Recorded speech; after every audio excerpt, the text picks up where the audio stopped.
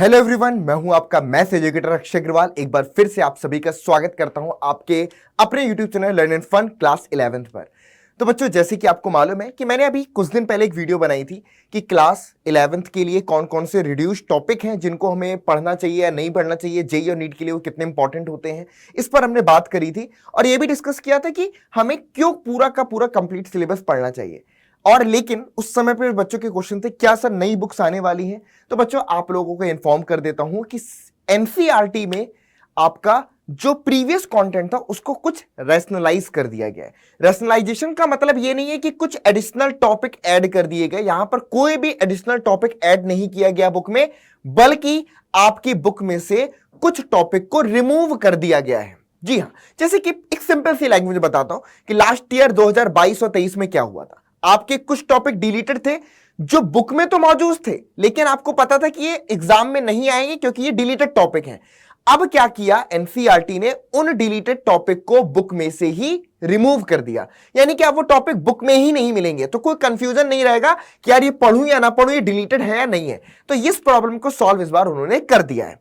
तो बच्चों, इस पर हम बात करेंगे। दूसरा, रिड्यूस टॉपिक कौन कौन से उन पर बात कर लेंगे। और एक सबसे इंपॉर्टेंट क्वेश्चन जो आपके मन में है कि सर ये जो टॉपिक रिड्यूस हुए हैं ये तो बोर्ड्स के पॉइंट ऑफ व्यू से रिड्यूस हुएंगे, मतलब कि क्लास 10th के लिए, 11th के लिए, 12th के लिए, इनके लिए तो रिड्यूस हो गए, लेकिन what about JEE and NEET?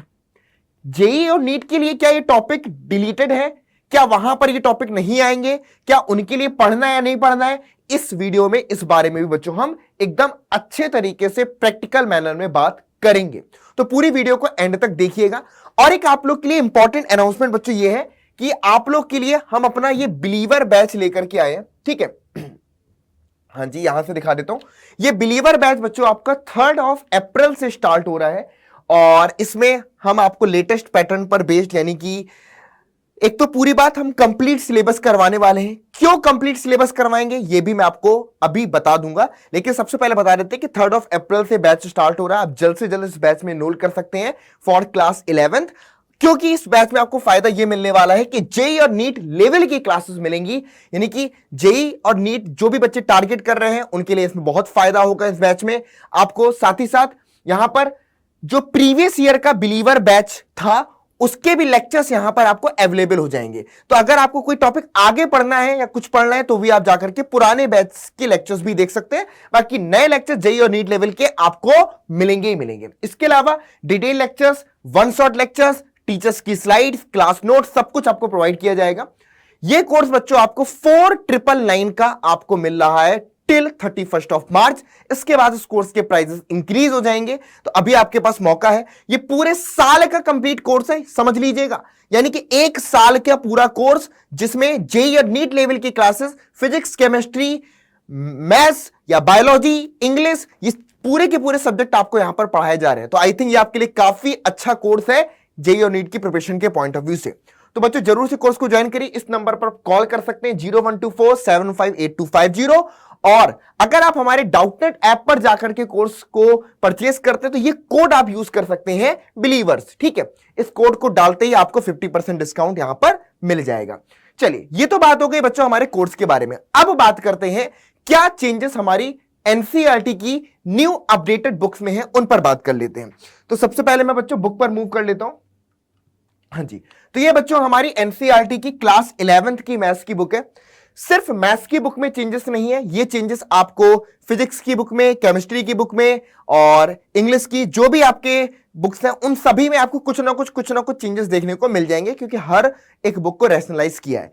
सबसे पहली चीज, आप बच्चों जब यहां पर बुक आगे बढ़ते हैं तो नीचे पर आपको एक चीज दिख जा रही है, रैशनलाइज 2023 एंड 2024। ये इस बात का प्रूफ है कि 2023 और 2024 के अकॉर्डिंग इसको रैशनलाइज किया है। तो आपको बोर्ड्स के अकॉर्डिंग ये बुक आपके लिए काफी ज्यादा रिकमेंडेड रहेंगी। इसके बाद बच्चों आगे पर बात करते हैं, ऐसा क्यों किया गया, ये इसके पीछे करने का मोटिव भी यहां पर एनसीईआरटी ने मेंशन कर रखा है, जो कि मैं आपको पढ़ करके बता देता हूं कि भाई बच्चों के ऊपर से वर्कलोड कम करना था। आफ्टर पेंडेमिक हमने ये ऑब्जर्व किया कि बच्चों पे बहुत सारा वर्कलोड है, मतलब workload in that sense study का लोड, बुक्स बहुत ज्यादा, कंटेंट सिलेबस बहुत ज्यादा है। उसको कम करने के लिए, वर्कलोड कम करने के लिए ये सारा कुछ रैशनलाइजेशन किया है according to the new education policy, जिसमें ये बोला गया था कि हमें बच्चों को रॉट लर्निंग नहीं करवानी है, रट्टाफिकेशन नहीं करवाना है, कम चीजें करें लेकिन बेहतर तरीके से करें, वो ज्यादा इंपॉर्टेंट है। दैट्स व्हाई ये चेंजेस यहां पर हुए हैं।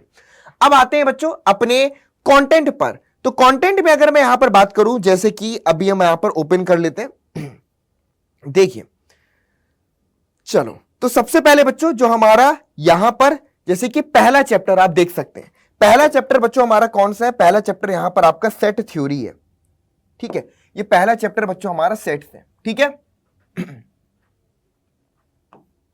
ठीक है, अब इस चैप्टर में आपको क्या क्या चीजें पढ़नी है? सबसे पहले सेट और उसका रिप्रेजेंटेशन, इंप्टी सेट क्या होता है, ठीक है बच्चों, फाइनाइट एंड इनफाइनाइट सेट क्या होता है, इक्वल सेट क्या होता है, सबसेट क्या होता है। मतलब कि सबसे पहले तो यहां पर टाइप्स ऑफ सेट जो आपके सिलेबस में है वो आपको पढ़ने हैं। उसके बाद subset, universal set, Venn diagram, operation on set बच्चों ये भी पढ़ना है। उसके बाद कॉम्प्लीमेंट ऑफ अ सेट। अब यहां से क्या रिमूव हुआ? अगर मैं बात करूं तो सेट वाले चैप्टर में practical problems on operation on set करके एक टॉपिक था जिसमें प्रैक्टिकल प्रॉब्लम्स डिस्कस करते थे, वो यहां से अब आप देख सकते हैं कि यहां से उनको रिमूव कर दिया गया। इसका मतलब क्या हुआ कि इतने ही टॉपिक आपको सेट वाले चैप्टर में पढ़ने हैं। चलिए आगे पर बच्चों बात करते हैं। एक सेकेंड। इसी तरीके से बच्चों अगर मैं रिलेशन एंड फंक्शन वाले चैप्टर में बात करूं तो यहां पर आप देख सकते हैं Cartesian product, relation and function. इस चैप्टर से कुछ भी डिलीटेड नहीं हुआ, जो पहले के पहले चैप्टर थे वो एज इट इज जहां पर अभी भी मेंशन है। इसके बाद ट्रिग्नोमेट्रिक फंक्शन में बच्चों बात कर लेते हैं। एक सेकेंड, आई थिंक ऊपर चले गए या नीचे चले गए, शायद काफी नीचे आ गए। ओके सो गाइस, एक बार हम वापस से बैक आ जाते हैं। ये पीडीएफ थोड़ा सा स्लो मूव कर रही है, दैट्स व्हाई। चलिए ये हम वापस इधर पे आ जाते हैं। प्लीज प्लीज प्लीज रुक जा भाई मेरे। चलो चलो चलो चलो। हाँ जी, ट्रिग्नोमेट्रिक फंक्शन की बात कर लेते हैं। यहां पर एंगल्स हो गया बच्चों, trigonometric function of sum and difference of two angles, यानी कि सिर्फ यहां पर sum and difference of two angles ही केवल पढ़ना है। यहां पर ट्रिग्नोमेट्रिक इक्वेशन वाला टॉपिक पूरा का पूरा रिमूव कर दिया गया है, तो नई बुक में आपको ये टॉपिक देखने को नहीं मिलेंगे। मतलब कि ट्रिग्नोमेट्रिक इक्वेशंस वाला पूरा का पूरा टॉपिक या पोर्शन आपका बुक से रिमूव है, तो सिर्फ यहां पर हमें ये 4 टॉपिक ही पढ़ने। इसी तरीके से बच्चों complex number and quadratic equation, यहां पर आप देख सकते हैं कि कॉम्प्लेक्स नंबर क्या होता है, उसका इंट्रोडक्शन, और उसके बाद यहां पर आप देख सकते हैं algebra of complex number, modulus and conjugate of complex number, Argand plane and polar representation. बल्कि लास्ट ईयर पोलर रिप्रेजेंटेशन आपका डिलीटेड था, लेकिन इस बार पोलर रिप्रेजेंटेशन बुक में रखा है, तो चांसेस है कि सिलेबस में पोलर रिप्रेजेंटेशन इस बार आपका आएगा।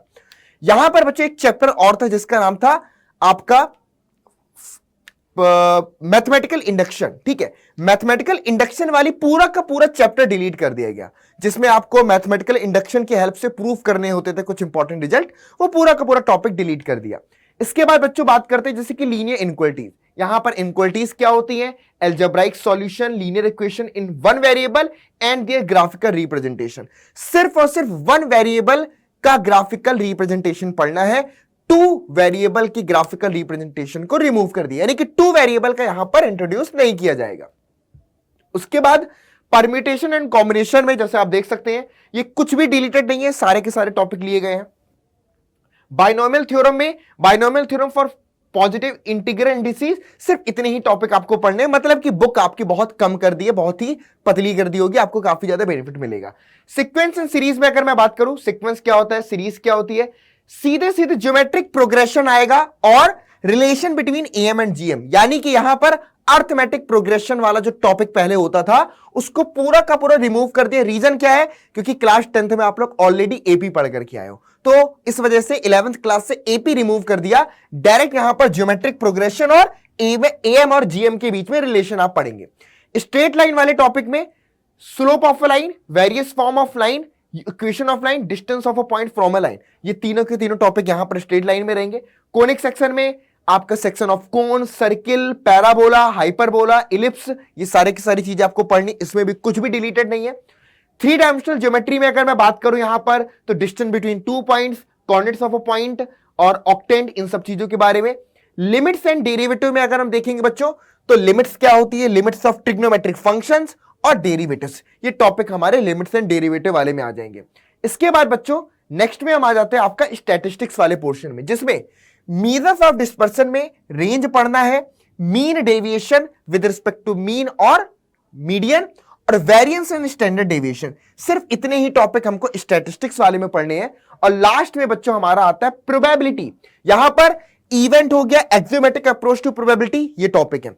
अब और क्या डिलीट हुआ, यहां पर आपका डिलीट हो गया बच्चों मैथमेटिकल रीजनिंग वाला चैप्टर, यानी कि दो चैप्टर आपके डिलीट हुए, एक तो मैथमेटिकल इंडक्शन और दूसरा मैथमेटिकल रीजनिंग। ये दो चैप्टर डिलीटेड है। देखो मैथमेटिकल इंडक्शन की तो मैं समझ सकता हूं कि भाई उस पर बेस्ड क्वेश्चन आपके मेंस में नहीं आते, क्योंकि एमसीक्यू पैटर्न वहां पर होता है। लेकिन मैथमेटिकल रीजनिंग वो टॉपिक है जिस पर बेस्ड क्वेश्चन आपके पेपर में आते हैं, यानी कि बुक से मैथमेटिकल रीजनिंग आपका डिलीटेड है, लेकिन एक क्वेश्चन इस पर बेस्ड जेई में देखने को आपको मिल जाता है। इसी तरीके से ट्रिग्नोमेट्रिक इक्वेशन की अगर मैं बात करूं बच्चों, तो वो टॉपिक आपका डिलीटेड है, लेकिन उस पर बेस्ड क्वेश्चन आपको देखने को जेई में मिल जाता है। तो वापस से बच्चों हम बात कर लेते हैं कि जेई के पॉइंट ऑफ व्यू से, एक सेकेंड, हाँ जी, तो बच्चों अगर मैं जेई के पॉइंट ऑफ व्यू से बात करूं, तो सबसे पहली चीज कि जो भी डिलीटेड टॉपिक है, फॉर एग्जांपल अगर मैं जेई के पॉइंट ऑफ व्यू से बात करूं और नीट के पॉइंट ऑफ व्यू से बात करूं, जब तक एनटीए कोई नोटिफिकेशन रिलीज नहीं करता, क्योंकि आपको पता है कि ये एग्जामिनेशन एनटीए कंडक्ट करता है, ना कि एनसीईआरटी। तो एनसीईआरटी के रिडक्शन का मतलब ये नहीं है कि जेई और नीट से वो टॉपिक डिलीट हो गए। तो बच्चों उसके लिए हमें एनटीए की नोटिफिकेशन का वेट करना पड़ेगा। अगर एनटीए उन टॉपिक को डिलीट नहीं करता है अपने जेई और नीट के सिलेबस से, तो आपको बच्चों कंप्लीट सिलेबस ही जेई और नीट के लिए पढ़ना पड़ेगा। आपको कंप्लीट पढ़ना पड़ेगा जेई और नीट के लिए। और इसी चीज को ध्यान में रख करके बच्चों हम जो बिलीवर बैच अभी आपके लिए बनाया है, उस बैच में हम कंप्लीट सिलेबस इसी वजह से करवाएंगे। रीजन उसके पीछे का क्या है कि जेई और नीट की जो फाउंडेशन क्लासेस उस पे अफेक्ट ना आए और जेई और नीट की प्रिपरेशन में आपको कोई अफेक्ट ना आए। तो इस चीज को बच्चों हम दिमाग में लेकर के चल रहे हैं आप लोग के लिए, ताकि आपको सिर्फ और सिर्फ 11th क्लास पर फोकस नहीं करना, सिर्फ और सिर्फ 12th पर फोकस नहीं करना, आपको आगे पर भी अपना टारगेट जो सेट किया है जेई और नीट, उस पर भी आप अपना कमांड कर सको। तो ये चीज बच्चों यहां पर बता रहे हैं। इसी तरीके से एनडीए हो गया, सीयूईटी हो गया, इन सभी एग्जाम्स में भी आपका सिलेबस रिडक्शन को लेकर के कोई भी अपडेट नहीं है। तो ये जो सिलेबस रिडक्शन हुआ है एनसीईआरटी की बुक में से, ये ज्यादा से ज्यादा आपके 11th और 12th के स्कूल या बोर्ड्स एग्जाम तक सीमित हो सकता है, इसके आगे पर नहीं। आप इसके आगे पर टारगेट कर रहे हैं तो आपको पूरे सिलेबस की प्रिपरेशन करनी चाहिए। तो ये एक छोटा सा वीडियो सिर्फ और सिर्फ ये मैसेज कन्वे करने के लिए था। बाकी आपको ये ई बुक्स चाहिए हैं तो आप कुछ नहीं, आप गूगल पर जाकर के एनसीईआरटी ई बुक्स अगर आप सर्च करते हो, गूगल पर जाकर के एनसीईआरटी ई बुक सर्च करते हो, तो जो पहला लिंक आपके ब्राउजर पे आएगा उस पहले लिंक पर क्लिक कर लेना। आपके पास दिख जाएगा, क्लास सेलेक्ट करना है, सब्जेक्ट सिलेक्ट करना है, लैंग्वेज सिलेक्ट करना है, एंटर करना है, बुक ओपन हो जाएगी, चैप्टर वाइज आप टॉपिक देख सकते हैं। तो ये सारी की सारी चीजें आपको वहां पर भी मिल जाएंगी। और अगर आपके मार्केट में अवेलेबल हो गई, आप जाकर के पता कर लें, तो हम नई बुक्स भी परचेज कर सकते हैं। चलिए, तो आई थिंक बच्चों जो भी मैसेज मुझे कन्वे करना था ये मैंने सही तरीके तक आप तक पहुंचा दिया है, तो आपको मेरी बात समझ में आ गई होगी। और कोई भी मन में आपके डाउट है किसी भी तरीके का, वीडियो के कॉमेंट बॉक्स में लेकर के जरूर से पूछिएगा। चलिए बच्चों, तो मिलते हैं नेक्स्ट वीडियो में, तब तक के लिए goodbye, take care to all of you, thank you so much to everyone.